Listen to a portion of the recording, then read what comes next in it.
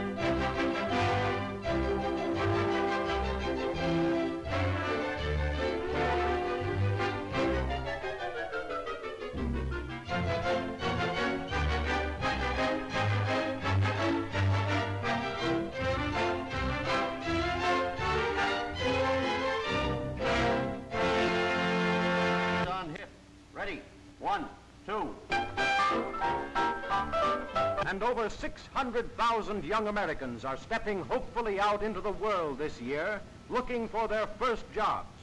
The same number faced a similar problem last year. An equal number will face it next year. What chance have these boys and girls in a world already staked out? Now that the land frontier is closed, good morning, son. Have a good sleep? Oh, like a log.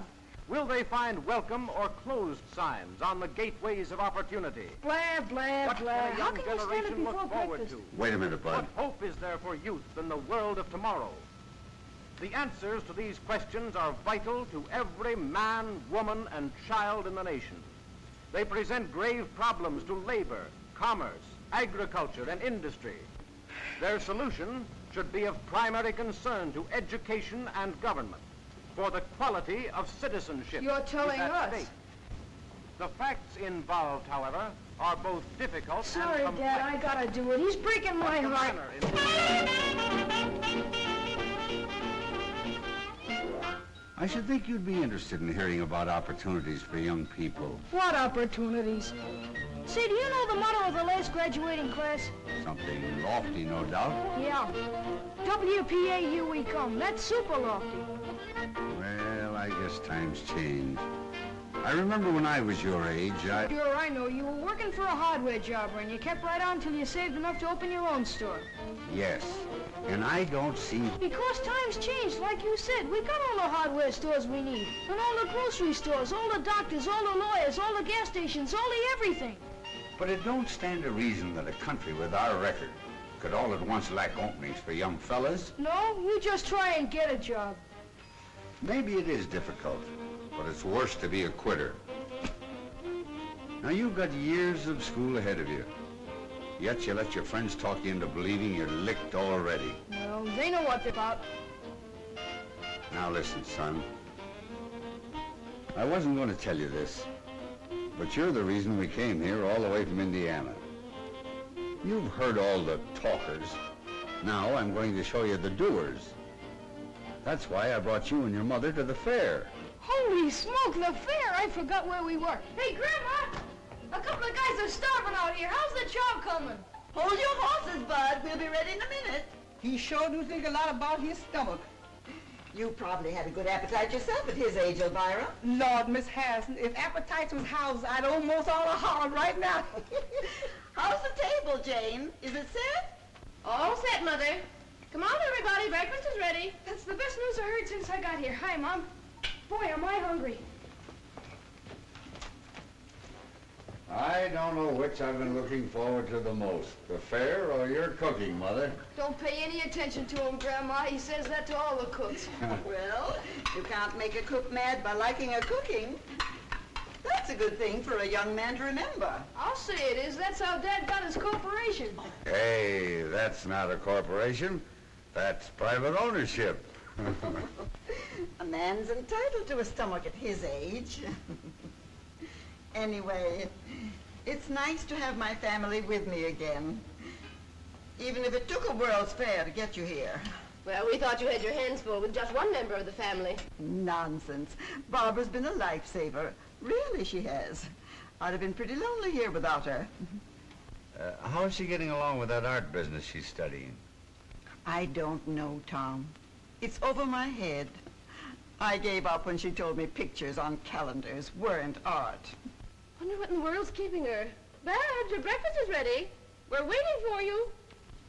Well, we may be waiting, but I don't think it's noticeable. Morning, Dad. Good morning, Babs. Morning, Mother. Morning. Morning, Grandma. Morning, dear. And that's for a fresh little brother. That's a fine way to treat a guy that's come all the way from Indiana to see you. The fair, of course, had nothing to do with it.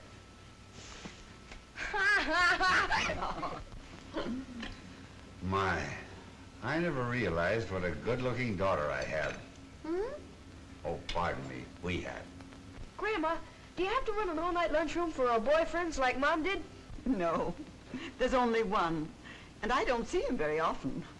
Why, of course. Jim Treadway from back home. He's working at the fair. You couldn't do better, Babs. Jim's a fine boy. Chip off the old block. He's going places. Not with me, he isn't. What are you trying to do, get rid of me? Oh, Jim's a nice fellow, of course, only I'm not in love with him. But, Babs, I thought you had, you know, some sort of understanding. That was in high school. I was young then. I'm grown up now, and I have better judgment. When do we get a peep at your better judgment, kid? Oh, I didn't know you were going with anybody else, Babs. Is it somebody we know? Now, Jane, there's plenty of time. We just got here last night, and you want to know everything before she even gets a chance to say hello. There's nothing to get excited about. I'm not in love. At least I don't think I am. Oh, I was afraid something like this would happen. Oh, stop flying off the handle. I know all about it. Who is he, Babs? He's Nicholas Makaroff, my art teacher. Oh, so you turned out to be a teacher's pet. I suppose you take him an apple. That will do from you, young man. Nick's been in America since he was a little boy. But he knows the world like we know Main Street. He's a genius. You like him. Oh, sure we will. Anybody you like is okay with us. Oh, I've got to be running along. I'm late. Where'll I meet you for lunch? Well, I thought it'd be kind of nice if we looked up Jim Treadway first. His folks said he's working at the Westinghouse building. Supposing we all meet there. Babs, why don't you bring Mr. your friend along? We'd love to meet him. Sure, fetch him along, Babs. Well, all right, if he can get away. He's awfully busy right now, but I'll ask him. Goodbye. Goodbye, Bye-bye. dear. Yes, sir. It's just what this family needs. An artist. Now maybe we can get the house painted for nothing.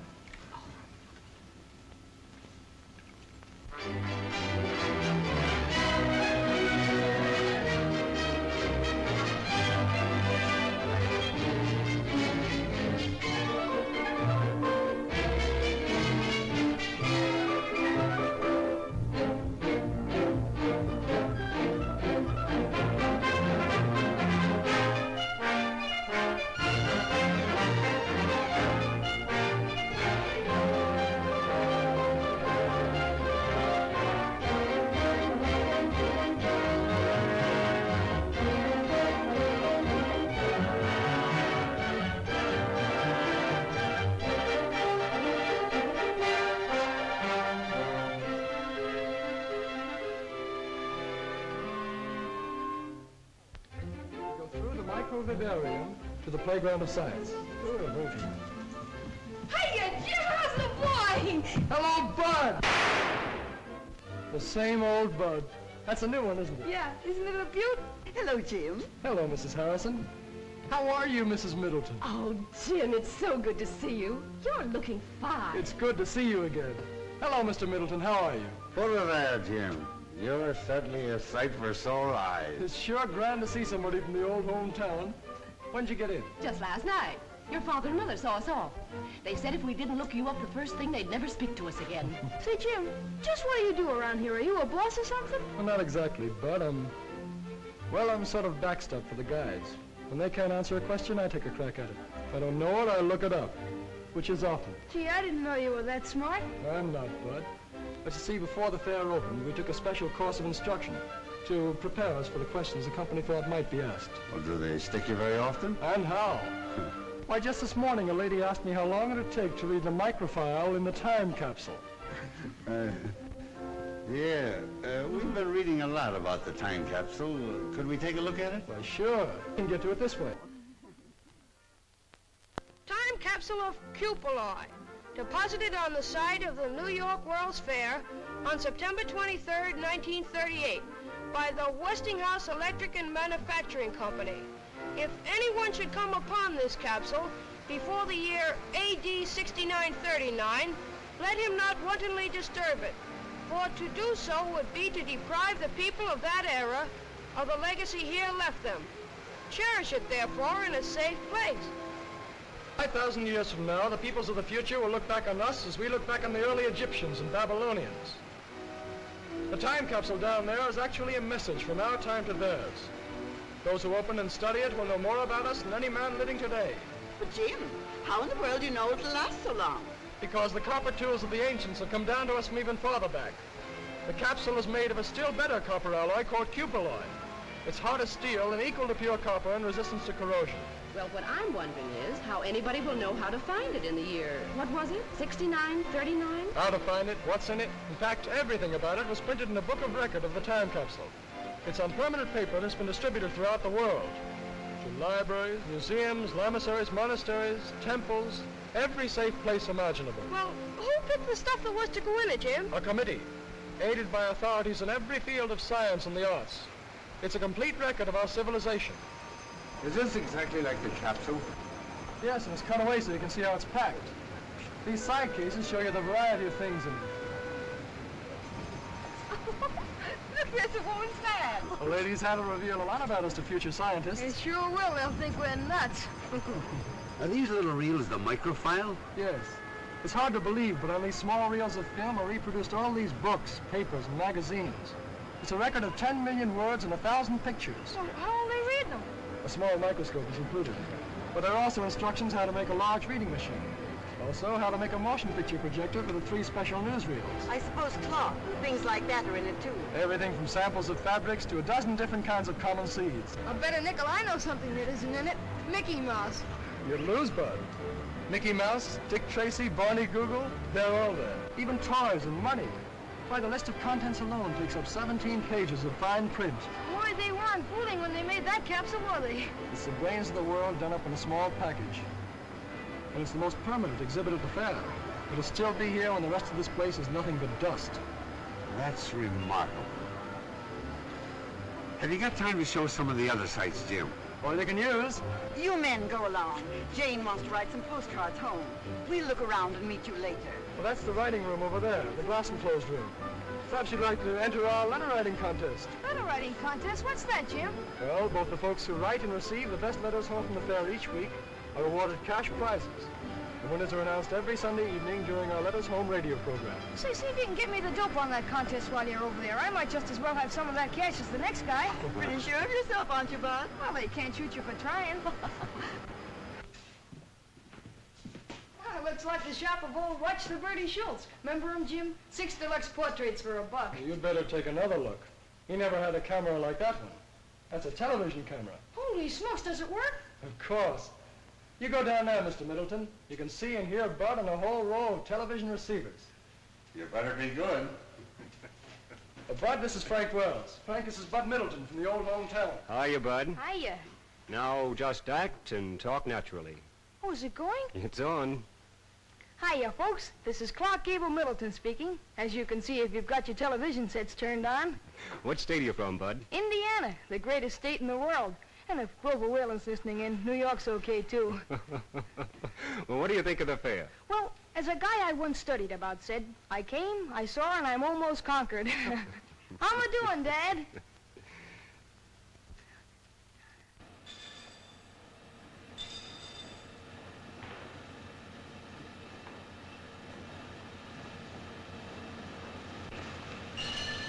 We call this the playground of science. But it really covers a lot of our normal research activities. Most of the exhibits are made so the visitors can operate them. built-in watchman. Well, what's it do? The bimetal discs like these are used for the control of current in our electric irons, refrigerators, and other home devices. They save you money by shutting off the current as soon as the right temperature has been reached. Well, that's a new one on me. They're used by the millions. Only they're hidden in the appliances where you can't see them. Oh, what's that? Well, that's the thermostat.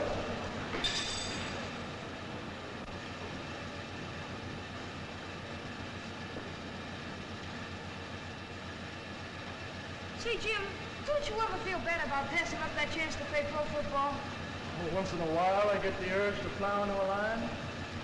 But outside of that, there's more kick to this game. Oh, you don't have to kid an old friend of the family. I guess it must be pretty interesting. What gets under your skin about research is the attitude of the men in the labs. They work on the principle that nothing is impossible. You hear that, Bud? Well, sure, but I don't believe it. Open your eyes, Bud. The proof's all around you. Why, the whole fair is a product of research. Uh-huh.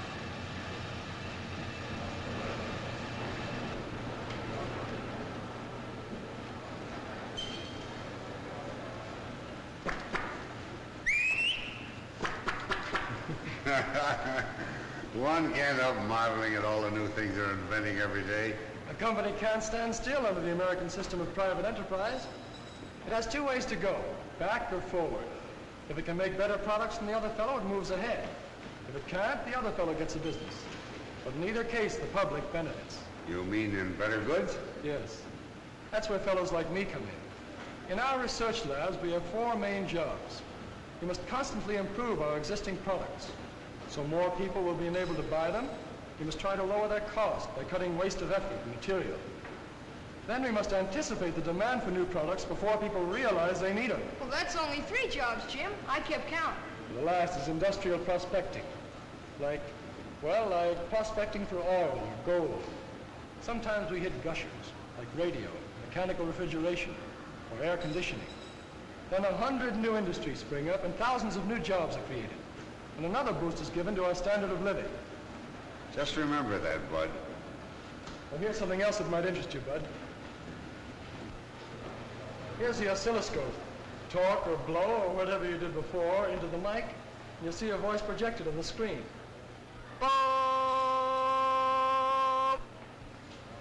Tell me, Jim, do you honestly believe that industry can make enough jobs in the future to take care of the young people that are coming along? I think the problem is going to be the other way around. Industry will make so many jobs there won't be enough people to fill them. So you don't believe me, do you? Well, you sound like you're in cahoots with Dad. From all I've You're heard... liable to hear anything these days. You're willing to sit back and let a lot of self-appointed leaders do your thinking for you. Yeah, well, they believe we're on the skid. Yes, and the men who built this fair believe the opposite. And what's more, they back up their belief with $200 million worth of facts. Well, maybe the other side would, too, if they weren't busted. And they'll stay that way, till they learn that prosperity and pessimism don't travel together. But they're like you, Bud. They don't like facts. Oh, I don't mind them, Jim. Good. Then I'll introduce you to a few. Come along.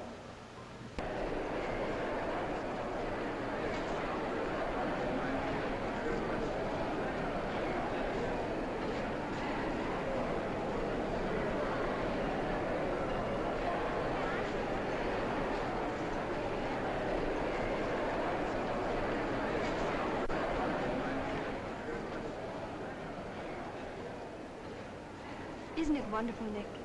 Beautiful. I guess we're a little early. What do you want to do? Anything but inspect this temple of capitalism? Oh, Nick. Look at them. Their eyes popping out of their heads, drooling over the very things that are taking away their jobs. Now, Nick, don't get all excited. My family think that America's a pretty swell place, and I don't want you to disillusion them. I know. I'm here to be exhibited. Mute, but beautiful. Don't say that, please. I want them to like you, to know you as I do. Did you tell them we're in love? That I want to marry you? That I've asked you 100 times? Of course I haven't, Nick. It isn't like telling them that I've got a new hat. I have to do it gradually, the right time and the right place. But why all this strategy? We don't have to maneuver like a battery of tanks. We're not at war with your parents. This is between you and me. It isn't as simple as all that, Nick. Listen to me, Babs. If there's one thing in our lives that doesn't concern other people, it's our marriage. We can slip away after lunch, and by dinner time, you can be Miss Smeckerl. Not so fast, Nick. Give me a chance to find out whether I really love you or not. Then if I do, all right. I want my family's blessings beforehand, not when they can't help themselves. Afraid of being cut off with the proverbial shilling, darling? No. Money doesn't count where love is concerned. No, of course not. Here are some people who believe in finding out things for themselves. These boys and girls are all members of the Science and Engineering Clubs. They're sponsored by the American Institute of the City of New York to encourage the scientific knowledge of young people. The movement's spreading over the whole country. Now, this is the kind of a thing that appeals to me. Do these same kids stay here during the whole fair, Jim? No, there's constant rotation. Each group stays here only a short time. Altogether, about 1,000 of them get a chance to use the lab. You know, Jim, the children seem to think that I'm an old fogey. But I just can't help believing that our welfare is rooted in character, not in panaceas. To me, systems don't seem to count half so much as the right kind of men and women, like these kids are going to be. You can get my vote on that any day. No system can make up for bad citizenship. No, sir. Well, I think I'll go find Mother and Jane. I'll see you at lunch. All right, Mr. Middleton. I'd like to show Bud a few more things. He's a pretty hard fellow to convince. Yeah, but I think he's weakening. So long, Dad. By the way, Bud, how's Babs? Okay. Is she going to be here today? I heard her say she was coming out here for lunch, but you never can tell about women. Final desperate spurt, hitting those dishes with everything she has. She's consistently diving in the bottom of the dark and greasy water to search for knives and forks. Dishwater splashing around terrific rate all over Mrs. Drudge. That rubber apron isn't much help now. She's splashing so hard it's getting all over me, and it's a little dangerous to attempt to give a blow-by-blow account of what's going on in that dishpan. There's a lot of action over here. She's mopping up with a towel to get the water some of the dishes she dried a few minutes ago. That water in the pan is an awful messy-looking sight, folks. I wish you could see it. Incidentally, in the entire operation, the dishwasher will use a total of only 15 quarts of water, which is a lot less than Mrs. Drudge's used. And now over here, Mrs. Drudge washes dishes just like Tom. That water's not coming out, and remember, folks, Takes him an hour to wash a so hot, plate. the heated dishes Then he will usually dry themselves drops when it. that door's open. I mean, he gets more water on the floor than on the dishes. That's why I never let him help me anymore. Now, I know he's smarter than you are. Very fast, Mrs. Drudge. Come on, please. Hurry, Mrs. Drudge, before it's too late. That water's coming out very fast. Too late. There's the last drop of water, folks. The contest is over in exactly 7 minutes and 58 seconds. In that time, Mrs. Modern has washed 50 dishes and 40 pieces of silverware. Well, it's all over, Mrs. Drudge. You may as well rest now. As I said before, ladies and gentlemen, this contest is going to be scored on 3 counts. First, the time it takes to do the dishes. Unquestionably, Mrs. Modern wins on that score. Second, the cleanliness of the dishes.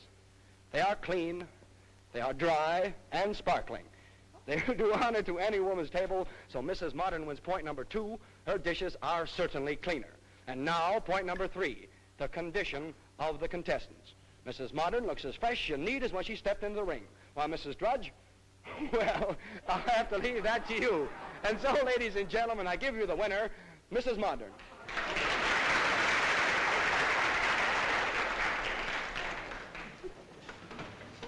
I'm tired just from what that announcer said. Did you hear him, Mother? In 15 years, a woman washes, dries, and stacks a pile of dishes 9 times higher than the Empire State Building. Imagine it. Well, that didn't impress me half as much as seeing Mrs. Modern read a paper while her dishes were being washed. She'll look young when she's 100. Hi, Bab. Shake hands with an old pal of yours. Why, Jim, Babs, how are you? It's nice to see you again. you're looking well, as usual. Oh, this is Mr. Makaroff, my art teacher. Nick, this is Jim Treadway, one of the hometown boys. We're glad to know you, Mr. Makaroff. How are you? And this is my little brother, Bud. Hi, Mr. Makaroff. Hello. Oh, say, Babs, we're on our way to the Hall of Power. Why don't you tag along and learn something? Well, there's plenty of time before we meet the folks. I don't know, it might be fun. What do you think, Nick? All right, but don't expect me to be amused. There's nothing funny about the tools of capitalism.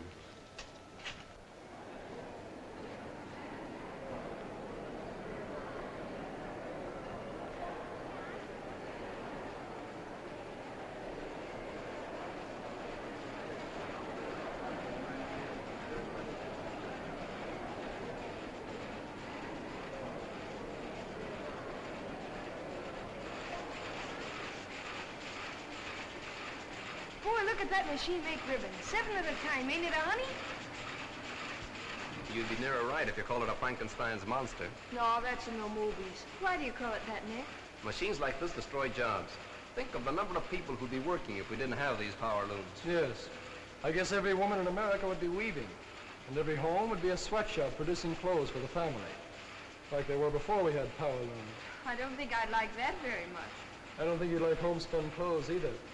Grandma tells me they didn't have much style, but they cost so much in hard labor you wore them till they fell apart. That's what the Cossacks do in Russia. Every couple of years they peel off their duds like sticking plaster. It might interest you to know that only the peasants do that. Not here they don't. We ain't got any. But you didn't answer Nick's question. I mean about looms like this keeping people out of work. A fellow with a red beard asked me the same thing the other day. He waited while I looked it up. And there were 4 textile mills in America in 1800. They employed a few hundred workers and used water power. Today, with electric and other power, around 1 million persons are employed in the textile industry. And clothes are so cheap, no one has to make his own. That, I think, answers your question. What's over here, Jim?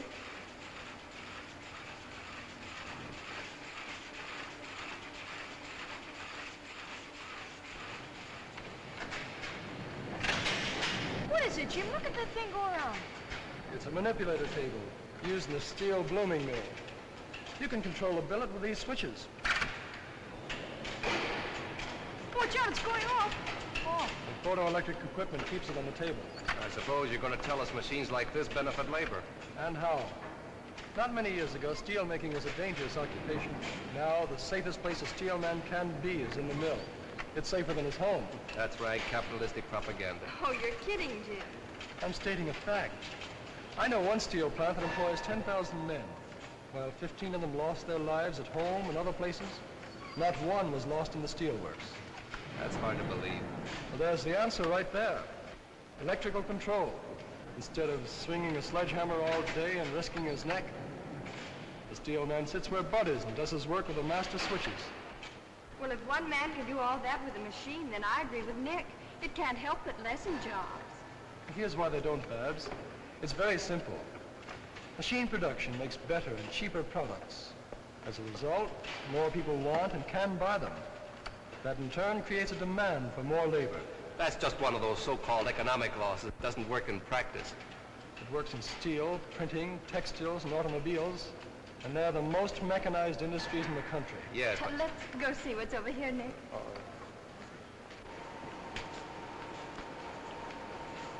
Now, you can operate that yourself, Bud. Oh, thanks. Step on the dead man's pedal here, or keep it down always with the runner. Now step. That's your brake. This is your gong. Does your company make any really large equipment, Mr. Treadway? Yes, they do. Some so big it has to be shipped piece by piece. For example, an electric furnace we made for a large motor company is 330 feet long. I thought so. Those are the kind of machines that displace men. Mass market industries don't modernize to save jobs, Mr. Makarov. Their aim is to increase production. That's how employment is created. The only way, in fact. General statements don't mean much to me, Mr. Treadway. All right, thanks then. I know in 1 year these people spend $9 million for what you call labor-saving machinery. That same year, they increased their payroll by 40,000 men and $88 million. Funny how a guy with facts can break up an argument. I suppose you think that's funny. Oh, so you can't take it, huh? Don't you think we'd better look out for folks? It must be nearly time for lunch. Yes, I guess you're right.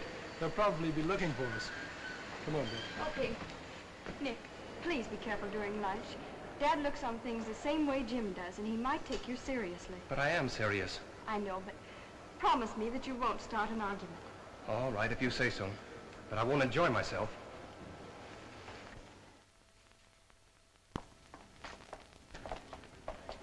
Now, we'll expect you for dinner tomorrow, Mr. Makarov.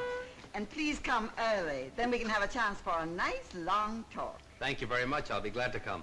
Sorry I have to break away now, but I must get back to school. Au revoir. Goodbye, Mr. Makarov. I enjoyed meeting you all. Sorry, but I must go. Au revoir. Goodbye. Thanks. Oh, boy, was that a meal. I could go for chow like that all the time. You do, and you'll wind up in a sideshow. Well, did I behave all right? You were fine. Only don't misinterpret Dad's approval of Karl Marx. He thought you were talking about relatives of Groucho and Harpo. I don't believe I know them. Well, I'll see you in class, Babs. Adios, linda mia. Now, I won't take no for an answer. You're coming to dinner, too, and like it. Hey, Jim, how about showing Dad the Hall of Science? He'll go for that. I'd be glad to, Bud. Fine. How about you, Mrs. Harrison? Would you care to join us? No, thank you. I want to show Jane and Barbara some of the things in the Hall of Electrical Living. Well, say, Electro, the motor man, will be doing his tricks at 2 o'clock. Let's meet there. All right. Come on, Jane. Barbara.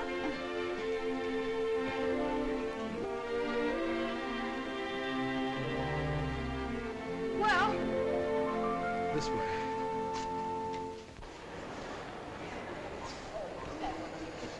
Yes. That's what I call smart. Making time the theme of the home exhibits. I don't get it. What's smart about it? Well, if there was one thing a woman in my day never had enough of, it was time. It was her master.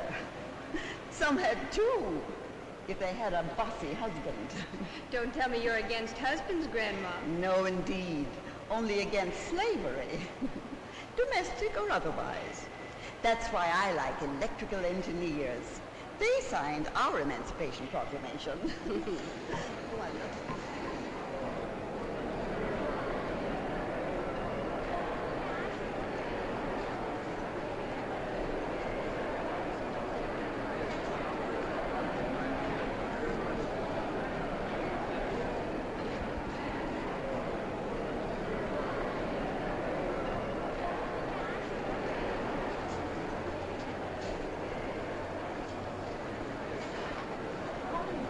Beautiful kitchen.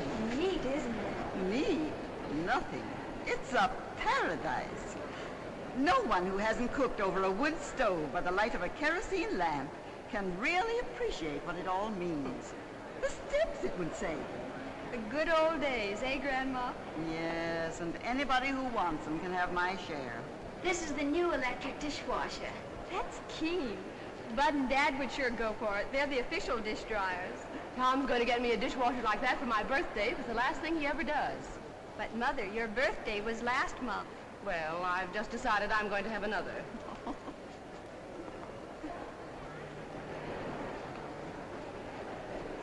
This is nice. And very modern. Masculine, too. Miss, is that a three-way floor lamp? Yes, Madam. Step over You should show Nick these rooms, Barbara. It's a subtle way to set his feet in the right part. Well, what do you mean, Grandma? Well, even artists have to live, so there's no harm in showing them how you'd like to do it. Oh, that's old-fashioned. There are more important things today than homemaking. Maybe, but I don't know what they are. I always figured raising my family and keeping your grandfather well-fed and happy was pretty important. So did he. But Nick's different. He wouldn't care if you fed him sawdust. He just isn't interested in such things. We put away a mighty good lunch for a fellow who doesn't care. But he doesn't care, really. He's an idealist. You should hear him in class. He talks more about Aristotle than he does off. Did he tell you how Aristotle got the time to be a philosopher? No, I don't believe he did. Well, he talked the richest woman in all Greece into marrying him. And so, ladies and gentlemen, with a great deal of pride and pleasure, I present to you Electro, the Westinghouse Moto Man. Electro, come here. And here he comes, ladies and gentlemen, walking up to greet you under his own power.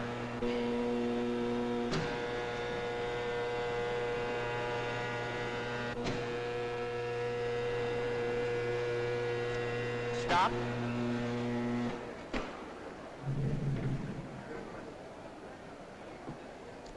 You see, all I need to do is to speak into this phone, and Electro does exactly what I tell him to do. Sometimes. But I don't see why I'm telling Electro's story when he's perfectly able to tell his own. So let's listen and see what Electro has to say to us today. All right, Electro, will you tell your story, please? Who? Me? Yes, you. Okay, Toots. Ladies and gentlemen, I'll be very glad to tell my story. I am a smart fellow, as I have a very fine brain of 48 electrical relays. It works just like a telephone switchboard.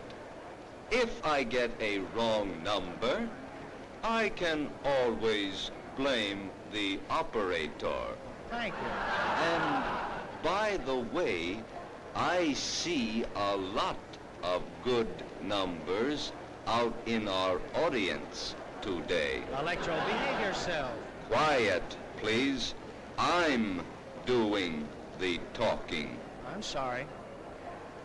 That's the most remarkable thing I've ever seen. Boy, what a guard that guy'd make on my football team. Now, Electro, a moment ago you were bragging about being able to count on your fingers. Do you remember that? Well, we're going to find out about that. Now, do you remember how many children were born at the same time to a certain family up in Canada? Do you remember that? All right, let's see if you do. Count them on your right hand. 1, 2, 3, 4, 5. 5? Well, that's absolutely correct. Why, he's almost human. If he wasn't so big, I'd take him for an engineer. All right, now, Electro, I know you enjoy these, and I'm really going to try to give you a nice pleasure out of these. So here you are. You got that? Now, hold on to it. You may now smoke this cigarette.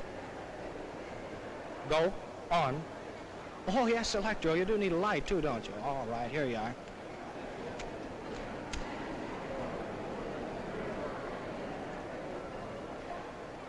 And, folks, he's only 2 years old, too. Just learning. How can he do all those things, Jim? He's full of motors, gears, cams, and photoelectric cells.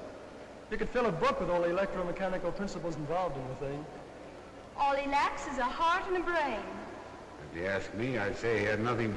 Well, then all he lacks is a heart. He's not the only one.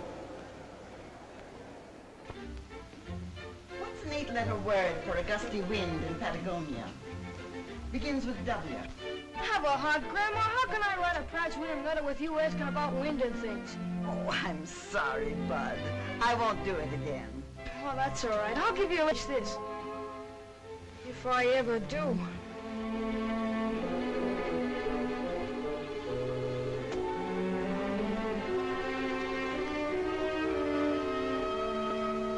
Say, Jim, what would happen if all the things Westinghouse developed first just disappeared? Well, suddenly, I mean. Well, it's easy. There'd be no electrical industry. It'll put the world back 50 years. Yes. Well, I figured all the others would write about what they saw at the fair. So if I tell them what wouldn't be there without Westinghouse, I won't have any competition. You got something there, Bud. Go to it. Hey, wait a minute, Jim. I need some facts. All right. Consider 3 out of the thousands of things we pioneered and where we'd be without them. Oh, just a second. All right, go ahead. First, alternating current, or AC as most people call it. It permits the economical sending of electric power long distances from where it's generated. Second, the steam turbines for use in the big power stations where electricity is made. And third, radio broadcasting.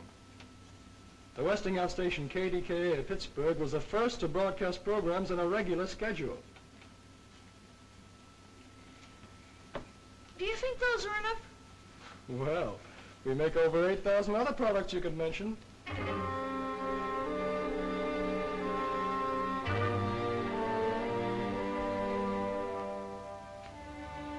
I don't like that guy either, Jim. I didn't say I didn't like him. Well, you'd be surprised when a fellow like me finds out just keeping his eyes open. Jim, come over and talk to me. Sit down. How are you coming along? Well, I thought I was doing all right until Babs, well, turned from science. You're just like your father. He wasn't very smart where women were concerned either.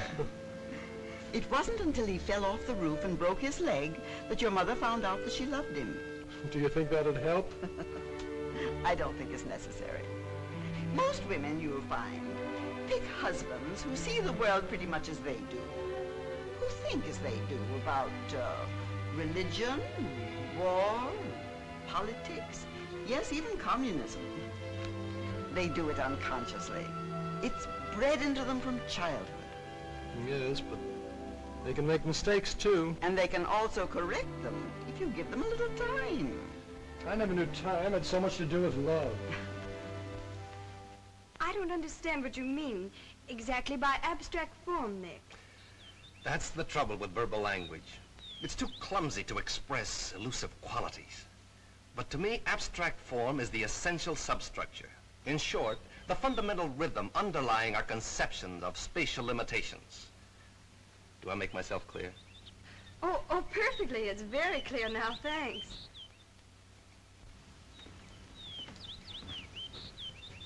Say, this weather's almost as good as Indiana's. Don't get up. What do you got there, Mr. Makaroff? One of your paintings? Yes, it's a work that I'm rather fond of. A good piece of abstract painting, don't you think?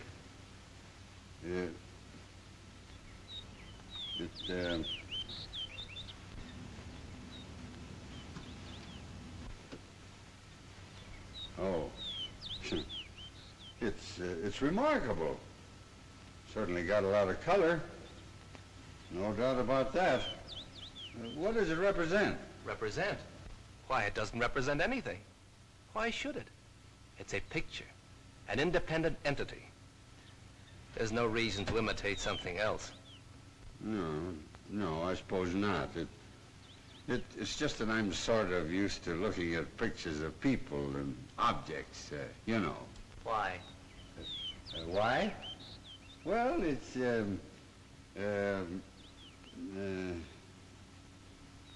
why? If you want a house or a flower, you can go and look at them. Or if you want them represented, you can have them photographed.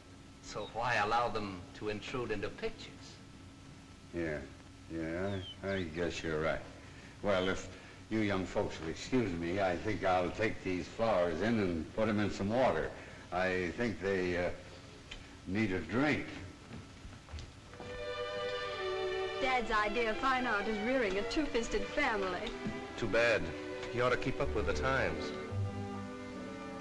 I meant to show you this before. What do you think of it? Oh, it's unique, all right. I don't think I've ever seen a ring like it. It's really a collector's item, a rare specimen of barbaric jewelry. It's been in our family for about 300 years. 300 years? Notice its color. Why, it's a study in polychromatic harmony. It's beautiful. Really lovely. Oh, no, Nick, I couldn't take a ring like that. Why, it must be priceless. Don't be silly. I want you to have it. No, please, I couldn't think of it, really. Wear it for a while. There's no harm in that. As a favor. Oh, no.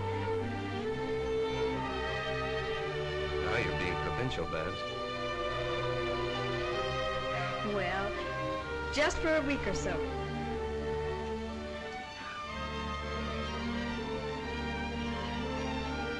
How does it look? Now that you're wearing it, I can tell you. This ring has been for over a dozen generations. The official seal of betrothal in my family. Well, I think the others would like to see it. Mother! Dad!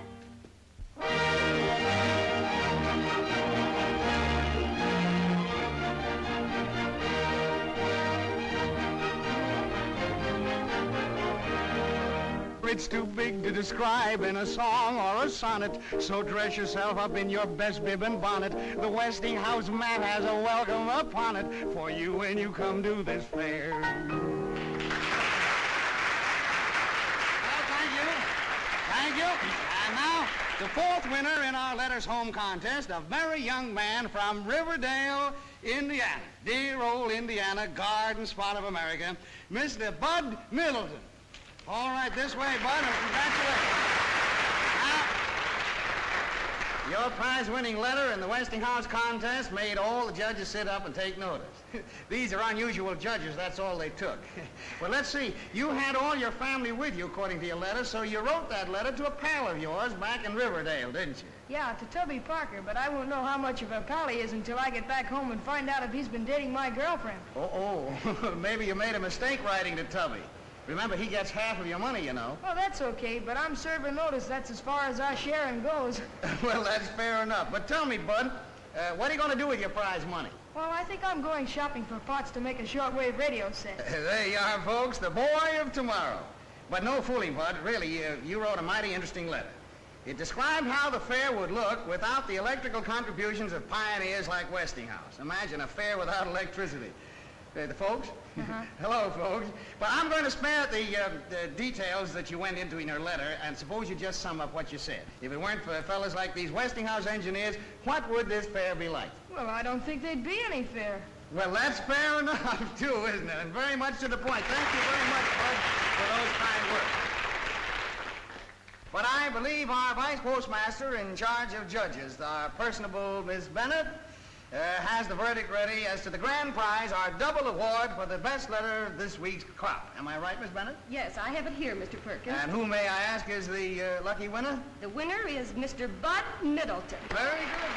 Oh, boy, the jackpot! Electricity, here they come!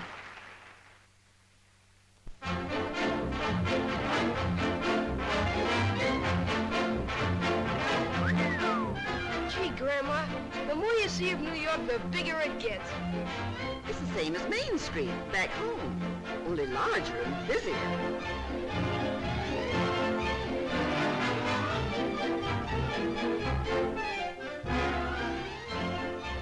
Well, maybe we can get what I need here.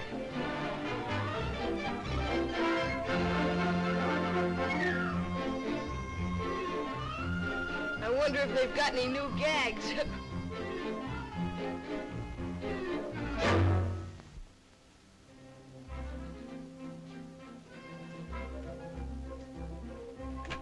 The spitting image, or I'll eat your hat without salt. We might be wrong.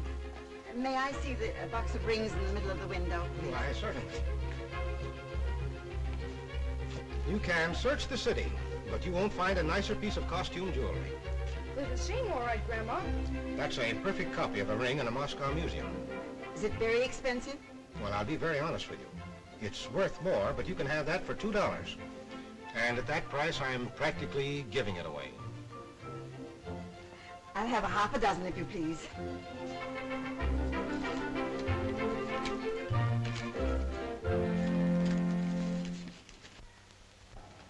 Why don't you let me fix these things, Miss Harrison? You know, Big Feet, that's my next to last husband. Big Feet say I make sandwiches that knock your eye out. That's why I'm doing them, Elvira. I have use for my eyes today. Huh. Ears is all you need. If that foreign gentleman's coming, he sure got a powerful tongue. Mr. Makarov's to be the guest of honor. Hello, Grandma. Hello, Elvira. Honey, you sure is dogged up. My. You look lovely, dear. Anything I can do to help? Oh, I nearly forgot. You left your ring on my dresser. My ring? That means bad luck of some sort. Grandma, I've got my ring. Why, they're absolutely the same. Where'd this other ring come from, I wonder? I don't know. Hello, everybody. Can I help? Oh, what's the matter with you, Babs? Are you sick? No. No, I'm all right. Oh, I declare I think you'd lose your head if it wasn't glued on. Here, it's your ring. I found it on my dresser. What's wrong? Don't you want it? The very same. Why, they're all alike. Where'd you get them all, Babs? Land sakes alive.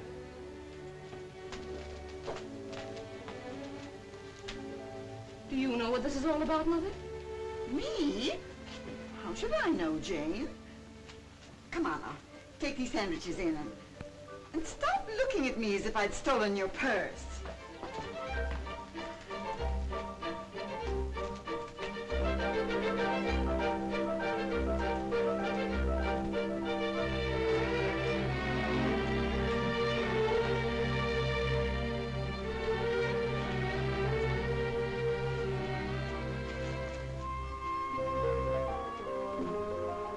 My face isn't used to this shaving twice a day.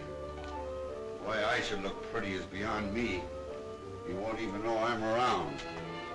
Where's my tobacco? Oh, Babs, you left your ring in the bathroom. You know, that's no way to treat a valuable ring like this. You might lose it. Say, how many of them have you got, anyway? Too many. Hi, everybody. Has the eating commenced yet? Gee, I haven't had anything to eat in about 4 hours. Food is good, but the service is awful. Oh, say, kid, just how many rings did that guy Nick give you? Was he in the jewelry business? Well, I found 2 of them in my room. Holy smoke, you got 1 million.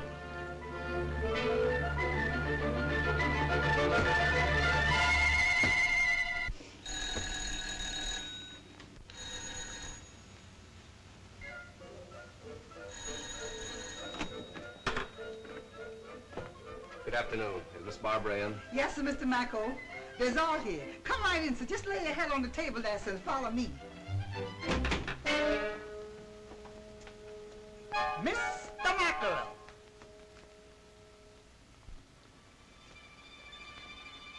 Good afternoon, Mrs. Middleton.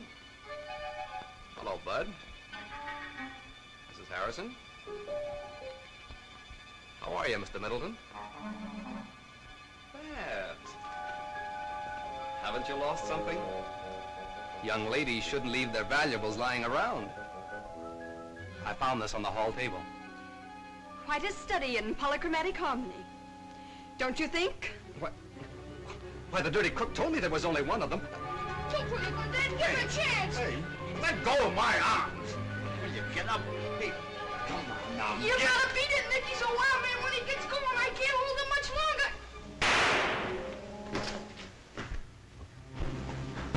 Land sakes alive, who all done busted what? I think you scared him, Dad. He didn't even wait for a chow. You want to be ashamed of yourself, Tom Middleton. What do you mean by carrying a gun? A gun? Why, I don't even own a gun. It is that practical joking son of yours. I'll have you know, Tom Middleton, he's just as much your son as mine.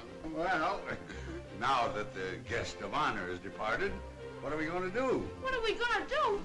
A whole table full of chow in front of us, and you ask what are we gonna do?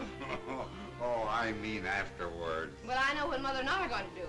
We're going to take our shoes off and listen to the radio. Can't you listen to it with them on? We can sit around the house when we get old. Tonight, we're going to look for a silver lining.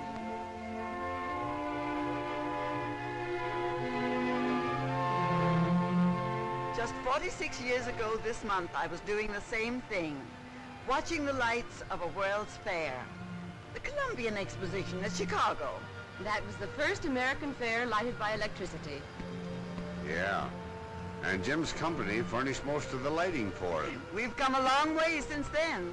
Say, Jim, did you hear about the dame asking when the keepers feed the lagoon?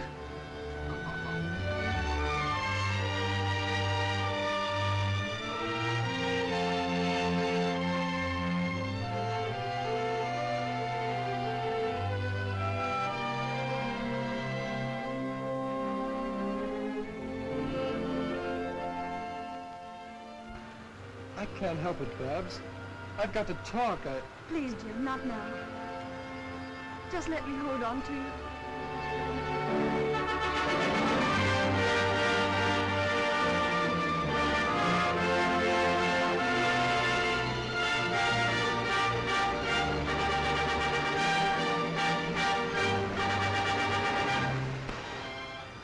I wonder if the years ahead will be as bright as this. We haven't seen anything yet, darling. Why, all this is merely a sample of the real world of tomorrow.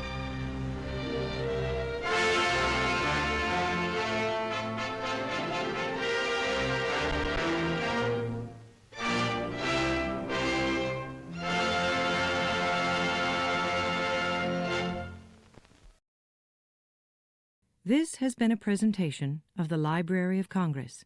Visit us at loc.gov.